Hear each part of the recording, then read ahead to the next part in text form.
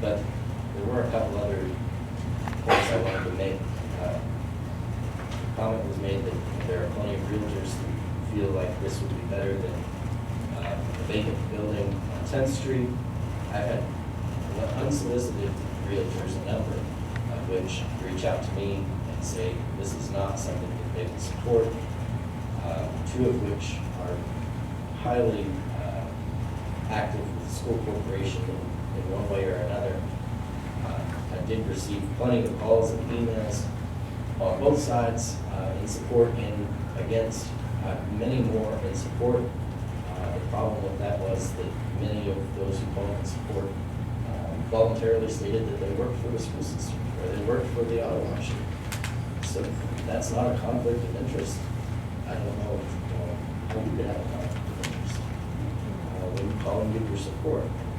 Something else that has really bothered me through all this and has been the repeated statement that there's nothing coming to 10th Street, that 10th Street is, just look around, they're vacant buildings, and nothing good is coming to that part of town, nothing good is coming to the corridor. Put the $18 million road improvement project aside.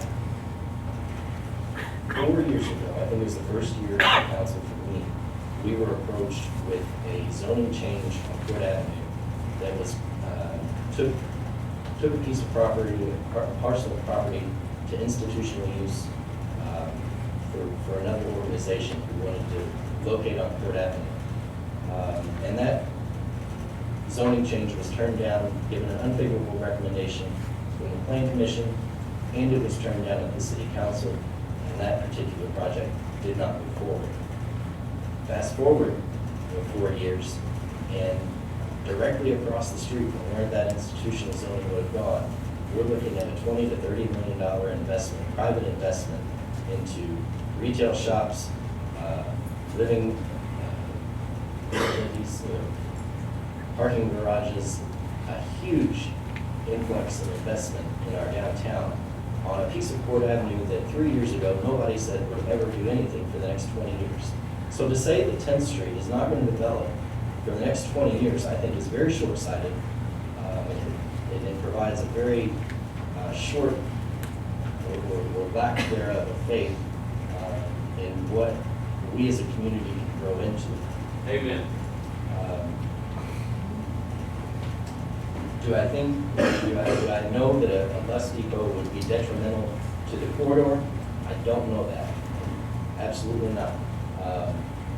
But I feel like taking this property off the tax rolls for institutional zoning with a much more restrictive use is not responsible when we think about the growth of our community, the potential growth for our community. And we have, yes, we have institutional zoning on 10th Street. We have a fire station, we have a police station. If you want to go so far as to encompass the street department is on Renfro Way. And we have a number of churches that are all institutional zoning. And those are all clustered together in one part of 10th Street that looks very attractive. It is not in the middle of a commercial corridor. I think we're across the street from another piece of institutional zone property, which is Old Navy School. So I'm not against the school corporation. I'm not against helping out with buses or needs to improve how we service our vehicles. But I will be voting against the zoning change. And again, they don't claim that they need the zone change.